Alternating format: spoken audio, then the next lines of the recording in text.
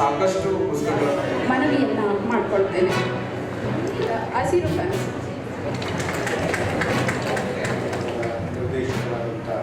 So ಹಾಗಾಗಿ ಅಂಥ ವ್ಯಕ್ತಿಗಳು ಸಮರ್ಪಣೆಯನ್ನು ಸಲ್ಲಿಸಬೇಕಾಗಿ ಅನುಭವ ಮಂಟಪದ ಸ್ವಾಗತವನ್ನು ಕೊಡ್ತಾ ಇದ್ದೀವಿ. ನಾವು ಯಾಕೆ ಅವ್ರನ್ನೇ ಹೋಗ್ಬಾರ್ದು, ಈ ಆಲೋಚನೆಗಳು ಅವನಲ್ಲಿ ಶುರುವಾಗ್ತದೆ. ಸುಳ್ಳು ಆರ್ಥಿಕ ಅಭಿವೃದ್ಧಿ ಮಾತ್ರ ಮನುಷ್ಯನ ಅಭಿವೃದ್ಧಿ ಅಲ್ಲ, ಆಂತರಿಕ ಅಭಿವೃದ್ಧಿ, ಆತ್ಮದ ಅಭಿವೃದ್ಧಿ, ಮನಸ್ಸಿನ ಅಭಿವೃದ್ಧಿಯೇ ನಿಜವಾದಂಥ ಮನುಷ್ಯನ ಅಭಿವೃದ್ಧಿ.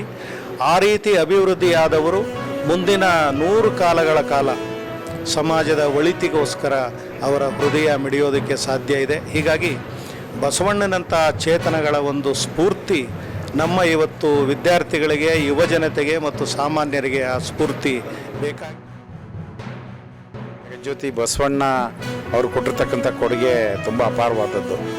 ಈ ದೇಶದಲ್ಲಿ 12ನೇ ಶತಮಾನದಲ್ಲಿ ಬಹುಶಃ ಜಗತ್ತು ಕಂಡಂತಹ ಅತ್ಯಂತ ದೊಡ್ಡ ಕ್ರಾಂತಿಕಾರಿ ಯಾರಾದರೂ ಇದ್ದರೆ ಅದು ನಮ್ಮ ಜಗಜ್ಯೋತಿ ಬಸವಣ್ಣವರು. ಅವು ಸಾರಿದಂತಹ ಈ ಸಾಮಾಜಿಕ ಸಮಾನತೆಯ ಸಂದೇಶವನ್ನು ಎಲ್ರಿಗೂ ಕೂಡ ನಾವು ಹಂಚಬೇಕು. ಬಸವಣ್ಣನವರ ಸಂದೇಶವನ್ನು, ಅವರ ತತ್ವ ಸಿದ್ಧಾಂತಗಳು ಎಲ್ಲರ ಮನಸ್ಸನ್ನು ತಲುಪಲಿ ಅನ್ನೋ ಉದ್ದೇಶದಿಂದ ವೈಚಾರಿಕ ಪ್ರಜ್ಞೆ ದೃಷ್ಟಿಯಿಂದ ಎಲ್ಲ ವಿಶ್ವವಿದ್ಯಾಲಯಗಳಲ್ಲೂ ಕೂಡ ಈ ಥರದ ಒಂದು ಅನುಭವ ಮಂಟಪ ವೇದಿಕೆ ಆಗಬೇಕು ಅನ್ನುವಂಥದ್ದು ನನ್ನ ಆಸೆ. ದಿಂದ ಮಾತಾಡ್ತಾ ಇದ್ದೀನಿ. ನಮ್ಮ ಇವು ಬೆಂಗಳೂರು ಉತ್ತರ ವಿಶ್ವವಿದ್ಯಾಲಯ ಇವತ್ತು ಅನುಭವ ಮಂಟಪ ಅನ್ನೋ ಕಾರ್ಯಕ್ರಮ ನಮ್ಮ ಕಾಲೇಜಿನ ಆವರಣದಲ್ಲಿ ಆವರಿಸಿದ್ರು. ತುಂಬ ಚೆನ್ನಾಗಿ ಆ ಕಾರ್ಯಕ್ರಮ ಬಂತು. ಬಸವಣ್ಣ ಅವರ ವ್ಯಕ್ತಿತ್ವ ಬಗ್ಗೆ ಪ್ರೊಫೆಸರ್ ಆಲ್ಮೋಸ್ಟ್ ಮಾತಾಡಿದರು.